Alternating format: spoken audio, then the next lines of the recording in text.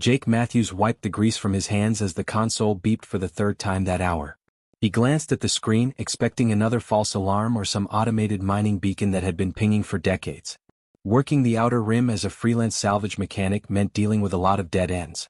3 years of this life had taught him that most distress signals were either traps set by pirates or just ghost echoes from long-abandoned stations. But this signal made him pause. His fingers hovered over the ignore button, but something felt off about it. The frequency was weird. Really weird. He ran it through his database twice, then a third time just to be sure. Nothing matched. The pattern was old, incredibly old, using a broadcast style that hadn't been used in over 2 centuries. "Jake, this is a bad idea," Vera's voice cut through the silence of his cramped cockpit. His ship's AI had been with him since he bought this rust bucket, and she had a habit of stating the obvious. "That vessel is over 200 years old. Structural integrity is probably compromised. There's a 78% chance the whole thing could collapse if you dock with it." "Probably," Jake muttered, already punching in coordinates and adjusting his course. His fingers moved across the controls with practiced ease. "But that tech could pay my bills for a year. Maybe 2 if I'm lucky." "You're rarely lucky," Vera pointed out. "Thanks for the vote of confidence." The journey took 40 minutes. Jake spent most of it drinking bad coffee and running scenarios in his head. Ancient tech was valuable, sure, but it was also dangerous. Old power cores could leak radiation. Life support systems could fail catastrophically. And there was always the chance that whatever killed the original crew was still waiting inside. He shook off the thought. Fear didn't pay the bills. The derelict finally came into view, and Jake let out a low whistle. The thing was massive. It loomed against the black canvas of space like a sleeping giant, its hull pitted and scarred from centuries of micrometeor impacts. Whole sections looked like they'd been chewed up and spit out. The design was strange too. Elegant in a way that modern ships weren't, with sweeping curves and angular ridges that suggested it belonged to a species that valued aesthetics as much as function. Jake approached slowly, scanning for any signs of active systems. Nothing. The ship was dead, or at least sleeping very deeply. He maneuvered his vessel alongside the hull, searching for a docking port. Most of the hatches were sealed or damaged beyond use, but he finally found one that looked intact. The magnetic clamps engaged with a metallic clunk that echoed through his ship. "Docking successful," Vera announced. "But I'm registering minimal atmosphere inside. You'll need to keep your helmet on." "Got it." Jake suited up, checking his oxygen levels and making sure his toolkit was secure. He grabbed his flashlight, tested it twice, and approached the airlock. His heart was beating faster now. It always did at this part. The moment before stepping into the unknown. The airlock cycled with a hiss that seemed too loud in the silence. When the inner door opened, Jake was hit with a wave of stale, thin air. It smelled wrong. Old and metallic, with an underlying scent of decay that made his stomach turn. The emergency lights were still flickering somehow, casting everything in a sick red glow that made shadows dance across the walls. Jake stepped inside carefully, his boots clanging on the metal floor. Every sound seemed amplified. He could hear his own breathing, the hum of his suit systems, and the distant groaning of the ship's structure as it settled in space. The corridor ahead was long and dark, disappearing into blackness that his flashlight could barely penetrate. He moved forward slowly, scanning everything with his handheld device. The walls were covered in a language he didn't recognize, symbols and markings that might have been warnings or directions or poetry for all he knew. There were signs of damage everywhere. Blast marks on the walls. Scorch patterns that suggested a fire had ripped through here long ago. Dried stains on the floor that could have been oil or coolant or something far worse. Jake's instincts were screaming at him to turn back. But he pressed on. He'd come too far to leave empty-handed. That's when he heard it. A sound that definitely didn't belong on a dead ship. A low, rasping breath that echoed down the corridor. Then another sound, softer and more heartbreaking. A whimper, weak and desperate. Jake froze, his flashlight beam fixed on the darkness ahead. His rational mind said it was probably just the ship's systems settling, air escaping through a crack somewhere. But he knew better. He'd heard enough sounds in space to recognize breathing when he heard it. Someone or something was alive on this ship. The cargo bay door was 50 feet ahead, sealed tight. Jake approached it carefully, his heart pounding in his chest. The manual override was ancient, covered in dust and corrosion. He had to use both hands to crank it, muscles straining against the mechanism that hadn't moved in centuries. The door groaned, metal scraping against metal, and slowly swung open. Jake's flashlight swept across the interior of the cargo bay, and what he saw made him freeze completely. 4 pairs of eyes gleamed back at him from the darkness, reflecting his light like mirrors. And behind those eyes he could make out shapes. Living shapes. Chained to the wall and barely moving. His breath caught in his throat. This wasn't a salvage job anymore. 4 pairs of eyes gleamed in the darkness. 1 large, 3 small. Jake's flashlight beam swept across them slowly, and his brain struggled to process what he was seeing. The adult was massive. Easily 7 feet tall, even sitting slumped against the bulkhead. She had sleek fur that might have been golden once, beautiful even, but now it was matted and dull with dried blood and grime. Her body was powerful, built like a predator, with long limbs and sharp claws that scraped against the metal floor. But it was her eyes that got to Jake. They burned with a mixture of fear, rage, and something else. Desperation. Her hands and feet were chained to the wall with heavy restraints that looked far too tight. Around her neck was a collar that pulsed with a faint blue light. Behind her, pressed against the corner, were 3 small cubs. They couldn't have been more than a few months old. Each one wore a similar collar, and each one looked up at Jake with wide, terrified eyes. The mother snarled at Jake the moment his light hit her fully. It was a sound that made his blood run cold, a deep rumbling growl that promised violence. Her teeth were bared, long and sharp, designed to tear through meat. Her ears were flat against her skull in pure aggression. Jake's hand instinctively went to the plasma cutter on his belt, but he stopped himself. She wasn't attacking. She was protecting. There was a difference. Easy, easy, Jake said softly, forcing his voice to stay calm even though his heart was hammering in his chest. He raised both hands slowly, showing he wasn't holding any weapons. I'm not here to hurt you. I promise. The translator on his wrist flickered to life, struggling with the language. It caught fragments of her growling words, broken and distorted. Human, threat, protect, cubs. So she could speak. That was good. That was very good. It meant she was intelligent, sapient. Not just some animal. Though looking at her now, Jake realized he never would have mistaken her for anything but intelligent. Those eyes held too much awareness. Jake knelt slowly, deliberately making himself smaller and less threatening. It was something he'd learned working with scared animals back on Earth. Make yourself small. Move slow. Let them see you're not a threat.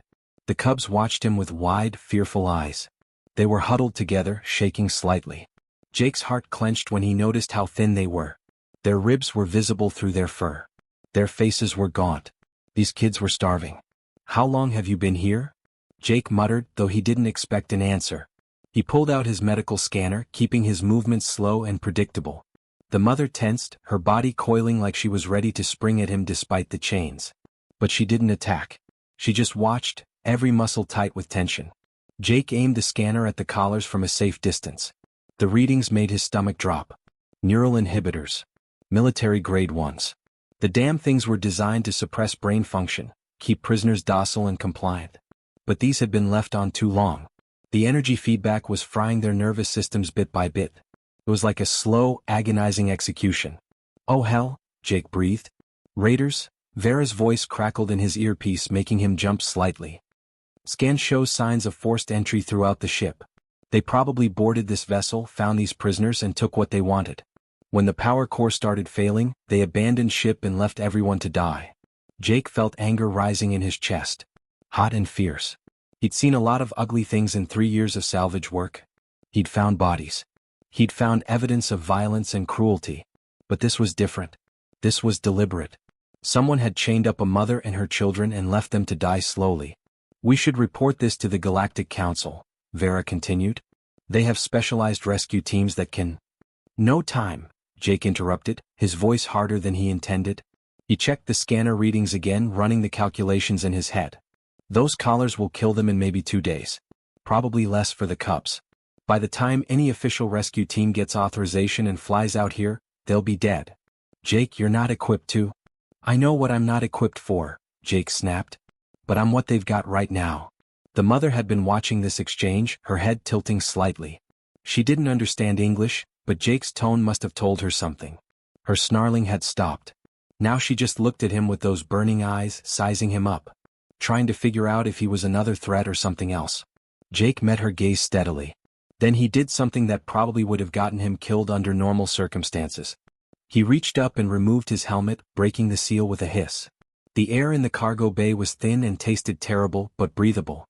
He wanted her to see his face. see that he was just as vulnerable as she was. "My name is Jake," he said slowly, pointing to himself. "Jake, I'm going to help you. All of you." The translator struggled with his words, spitting out fragments in her language. But something in his tone must have gotten through. The mother's ears twitched forward slightly, no longer flat with aggression. She didn't relax, not completely, but the killing intent in her eyes dimmed just a little. One of the cubs, the smallest one, made a soft mewing sound. It was weak and pitiful, the sound of something dying. That decided it. Jake pulled his toolkit from his belt and set it on the floor between them. He looked at the mother again and spoke clearly. "Let's get you folks out of here." The mother watched him for a long moment. Then, slowly, almost imperceptibly, she nodded. The collars were beyond anything Jake had seen in his 3 years of salvage work. He'd dealt with plenty of locks and security systems before, stripped parts from military vessels, even cracked open a few supposedly unbreakable safes. But this was different. This was advanced tech on a level that made his hands shake just looking at it. The design was elegant and brutal at the same time. Military-grade locks with triple redundancy. Biometric safeties that would read the wearer's vital signs constantly. And the worst part? If he tampered with them incorrectly, they'd send a killing pulse straight into the brainstem. Instant death. No second chances. "Vera, I need a bypass solution. Something creative." There was a pause on the other end of the comm link. Jake could almost hear his AI thinking, running through possibilities and probabilities. "Jake, there is no bypass.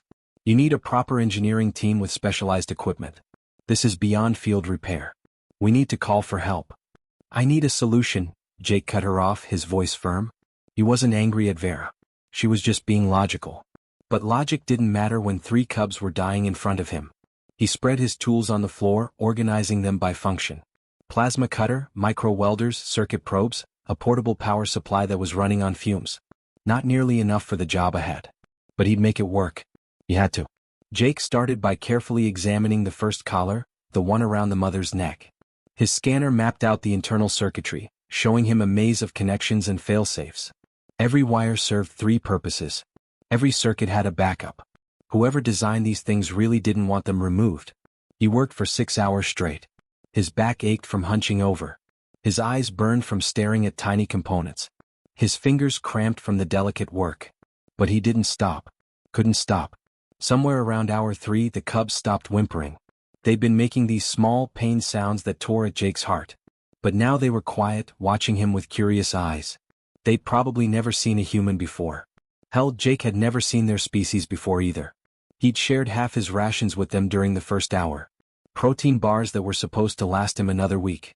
The cubs had devoured them desperately, their small teeth tearing through the packaging. They weren't picky eaters. Starvation did that to you. The mother kept her eyes on him constantly. Jake could feel her gaze burning into the back of his head whenever he turned away. She still didn't trust him completely. How could she? For all she knew, he was just another captor. But she let him work. That was something. Jake hummed as he worked, old rock songs his dad used to play in their garage back on Earth. Born to Run, and Sweet Home Alabama, and Don't Stop Believin' Da. Songs about freedom and home and hope. His dad had taught him everything he knew about fixing things in that garage. How to improvise when you didn't have the right parts. How to make something beautiful out of junk. "Thanks, Dad," Jake muttered, stripping a power coupling from the ship's ancient environmental controls. He was jury-rigging adapters now, connecting pieces that were never meant to work together. A modulator from the ship's communications array. A capacitor from his own toolkit. Wire salvaged from 3 different systems. It shouldn't work. By every law of engineering, it was impossible. But Jake had learned a long time ago that impossible just meant nobody had figured it out yet. "This is insane," Vera noted, her voice tinged with what might have been admiration or horror. "Hard to tell with AIs." "Yeah, well, insane's kind of our thing," Jake replied, connecting the final wire to his makeshift bypass device.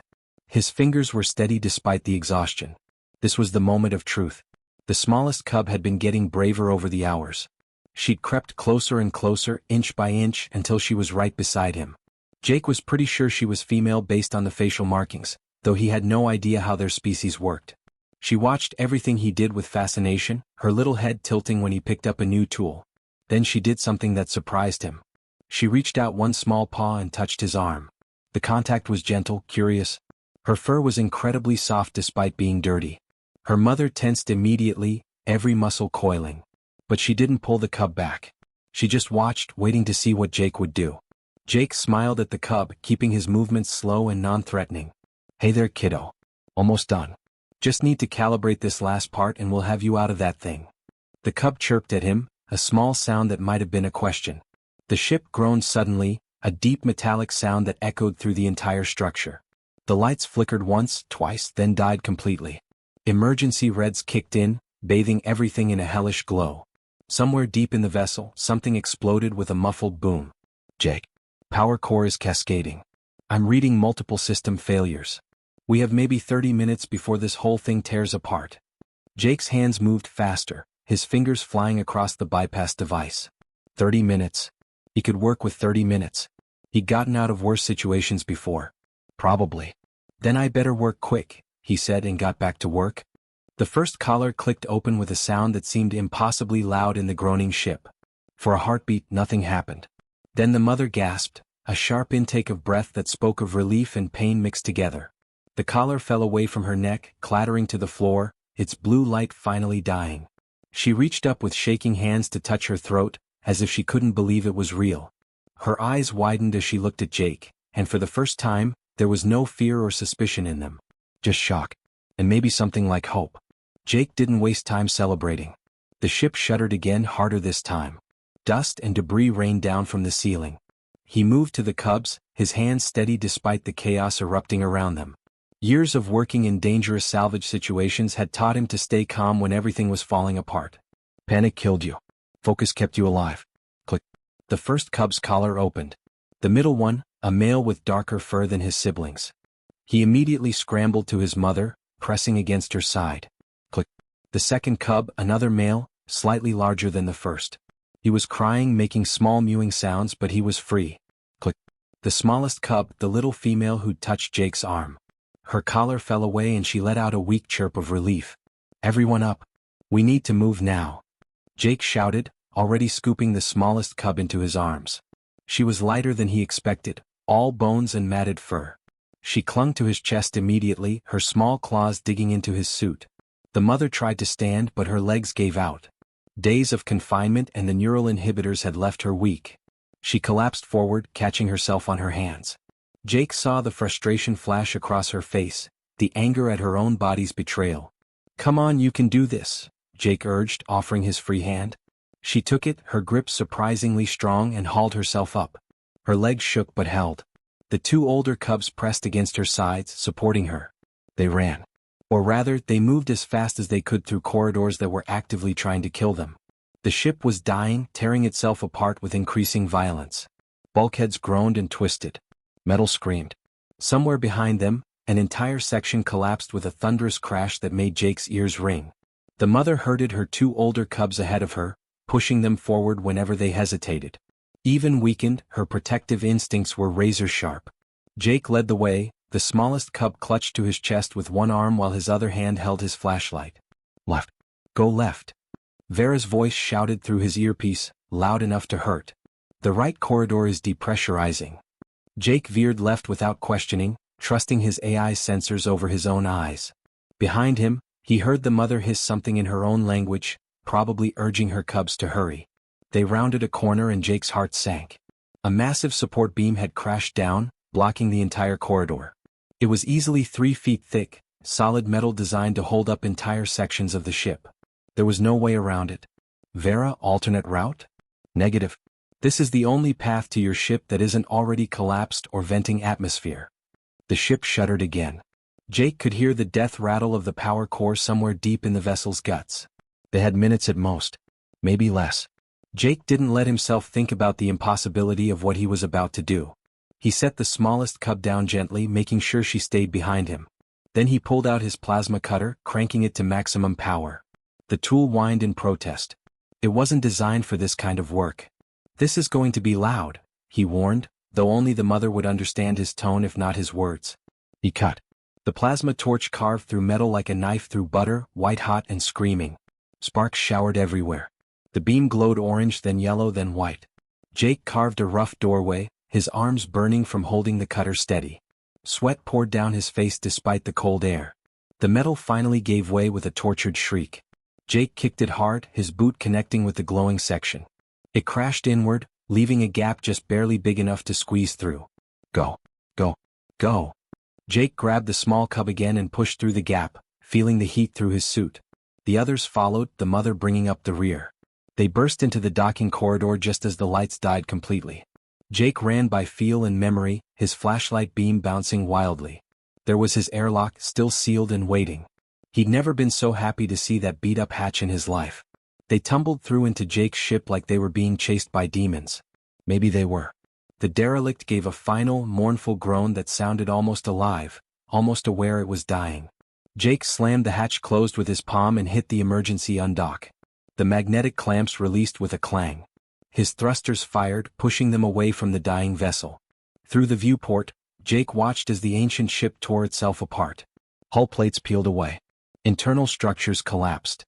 Then the power core finally went, a brief flash of white light that consumed everything.